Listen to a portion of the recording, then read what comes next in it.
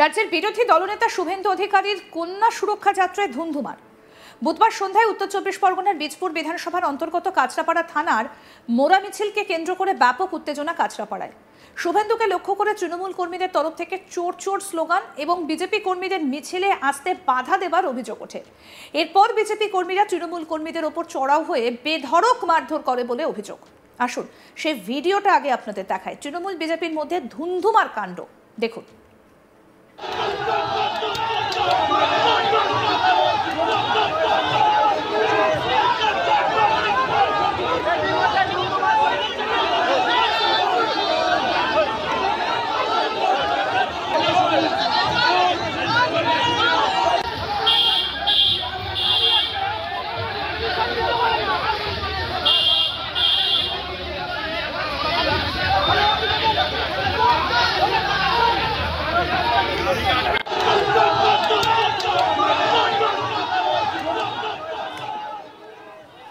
বৃহস্পতিবার বিজেপির ব্যারাকপুর সাংগঠনিক জেলার পক্ষ থেকে কাঁচরাপাড়া থানা মোড় থেকে কাঁচরাপাড়া কলেজ মোড় পর্যন্ত এই মিছিলের ডাক দেওয়া হয়।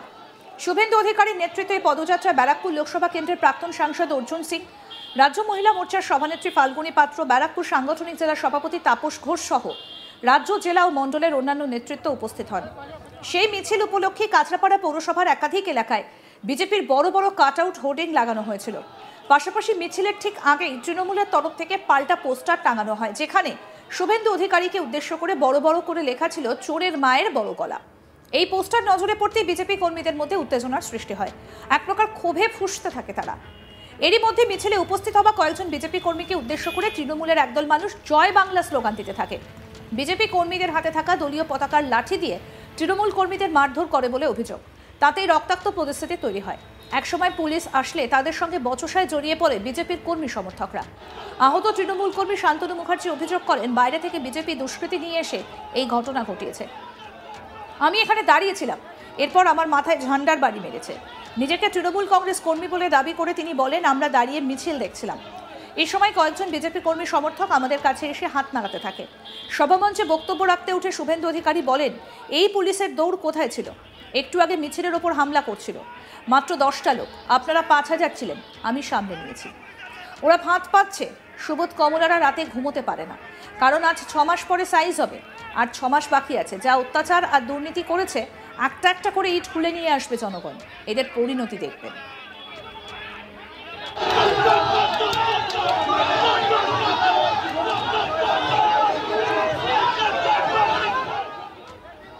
কি বলছেন রাজ্যের বিরোধী দলনেতা শুভেন্দু অধিকারী, শোনাবো। এই পুলিশের দ্রোণ কালকে কোথায় ছিল ভাই? যখন মঞ্চ ভাঙছিল, একটু আগে মিছিলের উপরে হামলা করছিল গলি থেকে, মাত্র 10টা লোক, আপনারা 5000 ছিলেন, আমি সামলে দিলাম। ওরা ফাঁদ পাচ্ছে। সুবোধ কমলরা রাত্রে ঘুমোতে পারছে না, কারণ আজ 6 মাস পরে সাইজ হবে।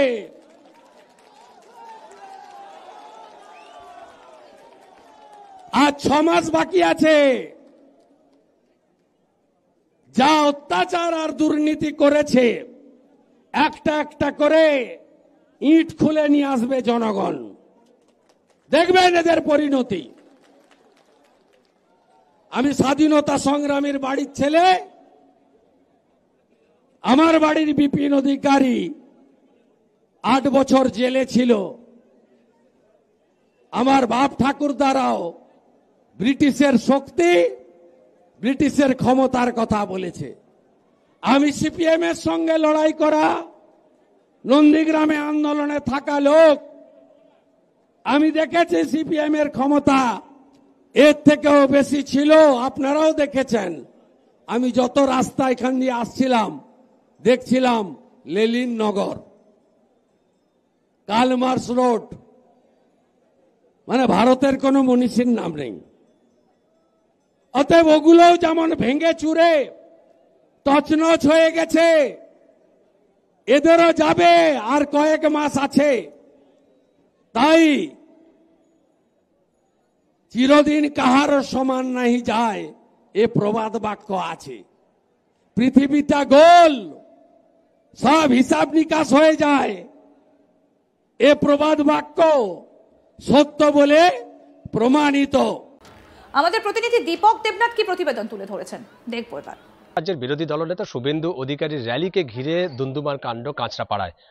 বীজপুর বিধানসভার অন্তর্গত এই কাঁচরাপাড়ায় গতকাল কন্যা সুরক্ষা যাত্রা ছিল এবং সেই যাত্রার নেতৃত্বে ছিলেন রাজ্যের বিরোধী দলনেতা শুভেন্দু অধিকারী এবং ওই যে যাত্রা, সেই যাত্রায় প্রাক্তন যে সাংসদ, বিজেপি সাংসদ অর্জুন সিং এবং ব্যারাকপুর যে সাংগঠনিক জেলা বিজেপির, সেই জেলার সভাপতি তাপস ঘোষ সহ বিজেপির শীর্ষস্থানীয় নেতারা ছিলেন জেলার এবং রাজ্যের।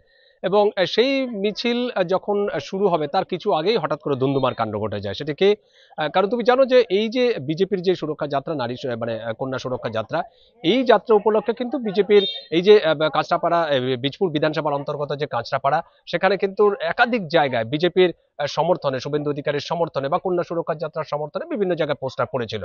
কিন্তু হঠাৎ করেই দেখা যায় যে সেই যাত্রা শুরু হওয়ার আগে কিন্তু যে বিজেপির বিপক্ষে অর্থাৎ শুভেন্দু অধিকারীকে উদ্দেশ্য করে বেশ কিছু কটু মন্তব্য করে সেখানে কিন্তু পোস্টার দেখা যায়। সেখানে ওয়াকথু, যেখানে বেশ কিছু পোস্টার দেখা যায়, সেখানে শুভেন্দু অধিকারীর ছবি এবং তলায় লেখা আছে ওয়াকথু, চোরের মায়ের বড় গালা, এরকম ধরনের বেশ কিছু পোস্টার দেখা যায়। এবং সেই পোস্টার যখনই বিজেপির কর্মীদের সমর্থকদের চোখে পড়ে তখন কিন্তু তারা উত্তেজিত হয়ে ওঠে এবং একটা সময় সেই মিছিল শুরু হয় কাঁচরাপাড়া যে থানা মোড় থেকে এবং সেটি শেষ হয় কলেজ মোড় পর্যন্ত, কাঁচরাপাড়া কলেজ মোড়, 1 কিলোমিটার বা তার কিছু বেশি।